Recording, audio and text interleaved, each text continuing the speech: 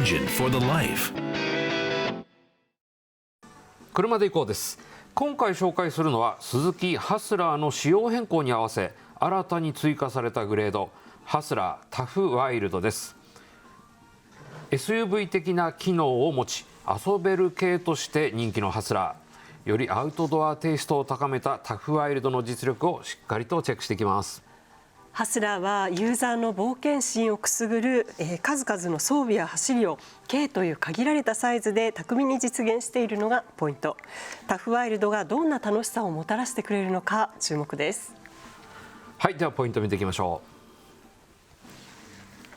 う。スズキならではの個性を持った軽自動車として評価されてきたスズキハスラー。2024年5月の仕様変更で登場したタフワイルドは独自の外内装やカラーコーディネートでよりアクティブな印象を持たせたモデルです。エクステリアではヘッドライトにつながったブラックグリルやメッキバンパーガーニッシュなどでタフワイルドであることを主張。ハスラーでは唯一ルーフレールを採用しています。インテリアでは撥水加工されたシート表皮や専用のインパネカラーガーニッシュを採用。シートステッチやドアトリム、インパネカラーガーニッシュをカーキ系の色で統一することで独自の世界観を演出しています。パワートレーンはマイルドハイブリッド付きの直列3気筒で自然吸気とターボを用意。それぞれに FF と4輪駆動が設定されています。4輪駆動モデルにはヒルティセントコントロールといったアクロ走破性を高める装備が採用されているのもポイントです。スズキハスラータフワイルドの価格帯はご覧の通りです。スズキには軽 SUV でジムニーもありますが、ハスラーならではの走りの特徴に注目したいですね。そうですね。はい、ということでこの後試乗に行きます。ターボエンジンを搭載するタフワイルドターボ 4WD を高速道路と一般道で試します。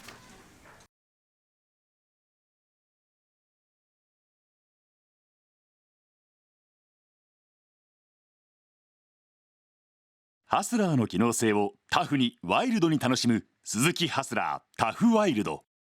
その実力を岡崎五郎が検証します。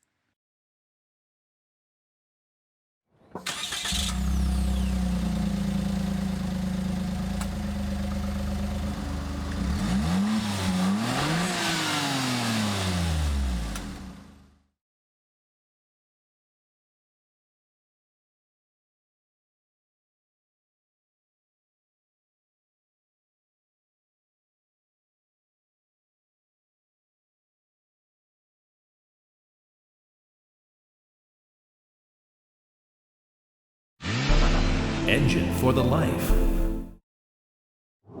さあ今日はマイナーチェンジしたハスラーに加わったタフワイルドというモデル乗っています。今世の中に普通の SUV がどんどん増えてきちゃって、そんな中で例えばスズキで言えばジムニー、それからジープで言えばラングラー、すごくヘビーデューティーな車が人気高まってきてるんですね。じゃあハスラーもそっちのテイストをまぶしてみようということなんだろうと思います。インテリアなんかは過色の部分、これちょっとメタリックの入ったグリーンですね。それからシート撥水生地、これも専用の表皮になっています。キャンプに行った時に便利だったり、それからそういうアウトドアに置いた時に似合うような演出が施されているのが特徴ですね。高速道路をこうやって走ってると本当に快適です。で、もともとハスラーすごく快適な車だったんですが、なんかそれにさらに磨きがかかったような感じがありますね。資料を読んだ限りどこがどう変わったかっていうのは書いていないんですけれども、がっちりした床とがっちりした上屋にしなやかに動く足が組み合わさっているんで、ハスラーってこんなに重厚でしっかりした車だったっけって今感じながら乗っています。このステアリングなんかもすごくセンターがしっかり締まってきて、そこから切り込んでいった時の手応えとかすごく洗練度を増してますね。エンジンは3気筒のターボ 660cc ですが、このエンジン結構下からやはりトルクがあります。特に高速道路を走っている時の余裕という意味ではやっぱりターボいいですよね。それからこう回していった時のこの音と振動がすごくこう低く抑えられている、ラフな感じがしないというのもこのエンジンのいいところです。はい、一般道に入ってきました。上り勾配なんですが、やっぱりターボエンジンはこういうところ来るといいですね。はい、荒れた路面に入ってきました。こう綺麗に動く足と、いい感じでタイヤもたわんでる感触ですね。なので突き上げのこう鋭さっていうのが全くないんですよ。とてもしなやかでマイルドな乗り味です。これハスラー不思議なのは、結構軽自動車に乗っていることをうっかりすると忘れちゃうぐらいのこう車格感っていうんですかね、あんまりこう小さいところに、閉じ込められてる感じがないんですよね。で、一回り大きな車に乗っているような、余裕も感じられるあたりは、このハスラーの面白いところです。今下りから上りに差し掛かってアクセルをちょっと踏むんですが、本当にわずかに右足に力を込めるぐらい踏み込むというより、そのぐらいでもこのエンジンきっちり反応して速度を保ってくれます。こんなところも変に運転を意識させないという乗りやすさにつながってますね。さあワインディングです。全体の身のこなし自体はこれマイナーチェンジ前よりも常にこうどっしり感があるので、軽快感っていう観点だけでいけば、マイナーチェンジ前の方がよりこうスポーティーな感じっていうのはあったような印象もあります。ただ車両の姿勢の制御も含めてしっかりとできているんで、ワインディングロードに来ても、ちゃんと楽しめますね。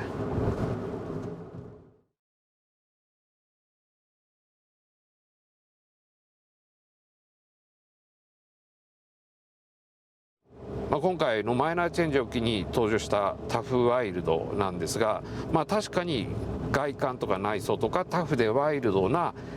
感じしっかりと出てると思います。一方で乗ってみると相当こうメカニズム面での熟成改良も進んでるんだろうなと思います。ワイルドなんだけれども乗った感じはむしろ洗練と僕は感じましたね。はい、それでは燃費の報告です。今回市場でおよそ180キロ走ってリッターあたり 15.2 キロになりました。ともちゃんどうでした？後席乗ってたんですけど、安定した走りは頼りなさを感じさせなかったですし、ヒップポイントも高くてなんかすごく冒険的な感じっていうのは伝わってきましたね。そうなんだよね。で、今回特に乗ったのが四輪駆動だったっていうこともあってどっしりしてて、 FF だともうちょっとねキビキビ感出てくるんですけど、そのあたり四輪駆動とこのハスラーのキャラクターよく合ってましたよね。そうでしたね。ではここでハスラータフワイルドのユーティリティチェックです。試乗したターボ四輪駆動モデルでチェックしました。まずは後席への乗り込みです。基本的には SUV のオフローダーっぽい雰囲気なんですが、ドアを開けるとこれ結構広くてですね、座ってみるとヒップポイント自体は少し高めなんですが、開口部はすごく広くて乗り込みやすいです。そして実際の空間です。身長162センチの私で今シートスライド一番後ろの状態なんですけど、げんこつがなんと6個入っちゃいました。そして頭上はと言いますとフラットなルーフなんですが、これも 2.5 個分入ってます。でシートスライドは左右独立で調整できるので、膝周りの広さと荷室の奥行きを調整できますね。でさらにリクライニングもついているのでゆったりくつろぐこともできそうです。そして嬉しいのがこのシートの後ろのポケットなんですよ。スマホなんか入れられますし、あとシートバックテーブル、これはお食事なんかを楽しむときに便利です。ラゲッジスペースです。開けていくとこんな感じになっています。結構開口部大きいですよね。でこの奥行き自体はシート一番後ろだとあんまり荷室深くないんですが、これ実は後ろからスライドできるんですよね。これ便利ですよね。でさらにこれこのフロアがですね樹脂みたいな素材でできていて、お掃除がしやすい。でさらにこれ下にボックスが取り外しできるものがついていて、これキャンプの時とかも使えそうですよね。そうだね。でさらに50対50の分割可動式のシート、倒せばあんなに助手席の方まで倒れるんですよね。本当だ、もう超フラットだし助手席まで倒せるからかなり長いものでも積み込めるよね。そうですね。あとやっぱりサイドウィンドウがこういうふうに倒れ込んでなくてまっすぐじゃない。だから頭周りが広々感じるんだろうね。そうですよね。この後はメーカーの開発担当者の方にお話を伺ってます。今日は鈴木自動車の3人の方にお越しいただきました。開発責任者の新見さんで、エクステリアデザイン担当された、須走さん、そしてインテリアデザイン担当された井上さんです。よろしくお願いします。よろしくお願いします。新見さん、まずこの振り返りを含めた今回のマイナーチェンジの狙いなんですけれども、今回変わった部分というのはどんなポイントなんですか。はい、今回2020年の振り返りからまず始めまして、2020年にこれを出した時は初代に対してどういうところを変えたかというと、実はその当時アウトドアが大体ブームの兆しがあったんですね。それがあったことでちょっとタフ感にこの車自体初代に比べると振ってるんですね。ですけどもお客様の声聞くと実は可愛らしいとかカジュアルだっていう言葉が非常に好評いただいておりました。なんで我々の思いとちょっと違うところがあったんですね。そういうところもありましたんで、今回マイナーチェンジするにあたりましてアウトドアというものがだんだんとブームから定着に変わってくるタイミングになってますので、そういうところを目指してもともとの素材自体は初代に比べると四角くちょっと大きくっていうところも出てますので、そういうところを活かせるんじゃないかっていうところで、よりお客様の幅を広げるっていうところでこのタフ感を出すというところで、この、マイナーチェンジの企画をしました。なるほどなるほど。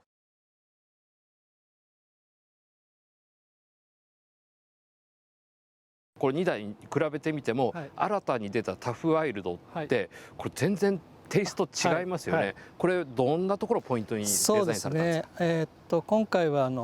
アウトドアシーンが似合うタフなハスラーっていうのをデザインの狙いにしています。特にですね、まずグリルの方がですね、ヘッドランプガーニッシュとグリルを黒く塗ってですね、一体化することで、ノーマルモデルよりも顔の位置が高いというか、フロントの中央にこういうメッキのバーをドンとつくことでですね、ワイドに見せると。で最後にですね少しこういう、アンダーガード風の処理とかそういったところで、タフな印象を演出するという、そういったことをフロントのデザインではやっております。メッキがこういうふうにね、こう結構大きめのパーツが与えられていたり、タフなだけでもないワイルドなだけでもないところを狙ったんじゃないかなって僕は想像してるんですけれども、いかがですか。そうですね、ノーマルモデルよりもやや SUV 色を強めるっていうのが重要なポイントでして、あまりこう真っ黒の中でもその中にちょっと上級なテイストを匂わせるとか、そういうところを少し狙ってですね、メッキのバーを中央に置くというのを配置をやっています。なるほど。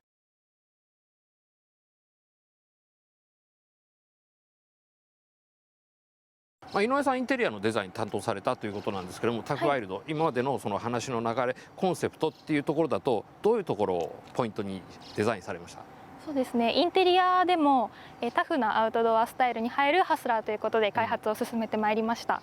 3連リングのマットカーキと合わせてステッチのダブルステッチがカーキを使っております。で、後部座席から見えるメッシュのポケットもカーキを使っておりますので、より重厚感のあるアウトドアスタイルの雰囲気をお楽しみいただけるんじゃないかなと思っております。これはやっぱりタフワイルドの方は可愛いっていう要素を結構僕は意識的にこう排除していったのかなと思うんですけれど、そのあたりいかがですか。そうですね、よりハスラーのインテリアが丸だったり、ちょっとこう角が取れていたりですとか可愛らしい形が中にも含まれているとは思うんですけれども、それを CMF カラーの力でよりタフな方向に振っていき、新しいお客様に訴求できるんじゃないかなというところでコーディネートは進めてまいりました。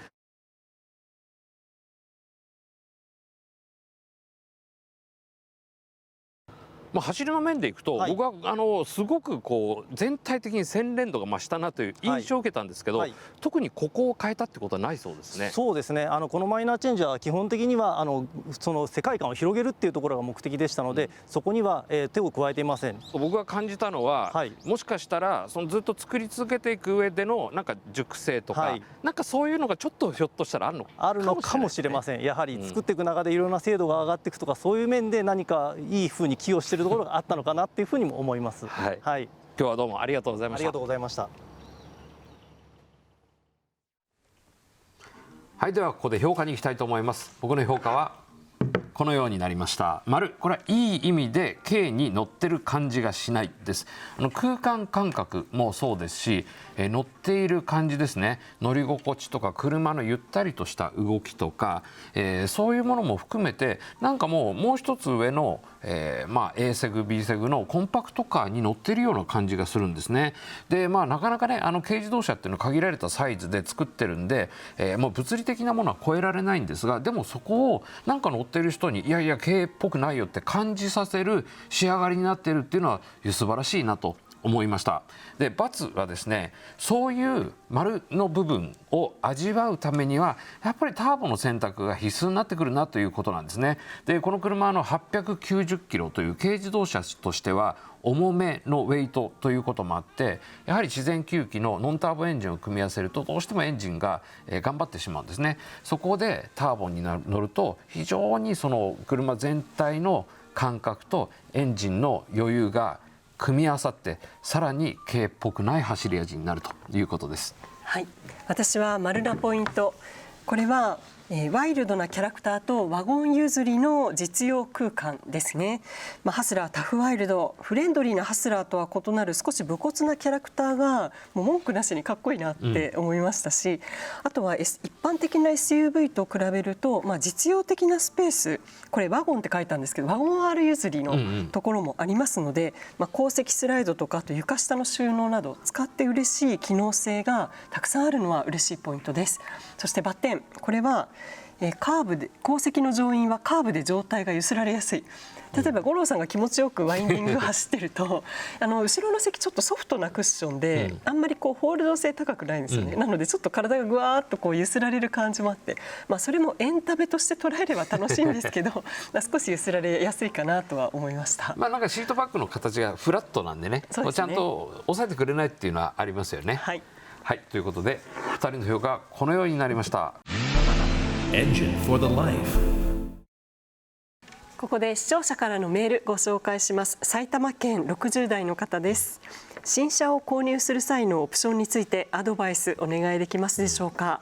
具体的にはドアバイザーとライセンスフレームの必要性です。現在乗っている車、思い切ってドアバイザーつけなかったんですが、バイザーがなくて不便というシーンは思っていたほどありません。ライセンスフレームは前だけつけたかったのですが前後セット品ということで取り付けました。なるほどなるほど。ライセンスプレートはね好みでつければいいと思うし、ドアバイザーに関しても大前提として好みだと思うんですよ。ただつけた方がいいというのは、雨の日に窓をちょっと開けてても雨が降り込んでこないっていうメリットありますよね。ただし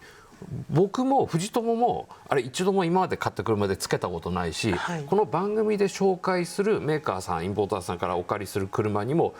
ついてることってないんですよ。なぜかというとやはりついてない方が車が綺麗に見えるから、シンプルに見えるからということなので、これねつけるメリットも当然あるんですけれども、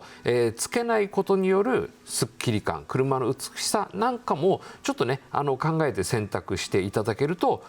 またいいんじゃないかなとは思いますね。同感です。はい、ということで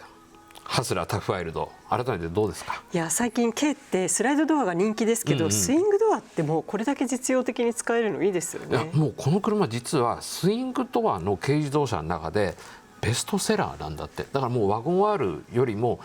こういう方にユーザーの関心はいっちゃってるってことなんだよね。今 SUV 人気ですけど、もうそこにハスラーの魅力が加わって、それがさらに加速したのかもしれないですね。そうですね。そういう意味ではこれね乗って楽しい感じもするし、実際使うとすごく便利だし、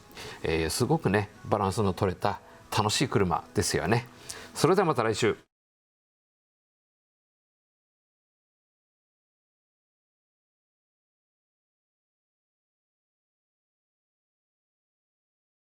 旬のニューモデルをモータージャーナリストの岡崎五郎と藤島智子が徹底紹介する車総合情報番組、それが車で行こうです。 TVK では毎週日曜夜10時、再放送は毎週土曜朝11時で好評放送中です。また番組のホームページからは過去の見逃し配信や放送内容が簡単に検索できます。皆さんのより良い車ライフにぜひお役立てください。Engine for the Life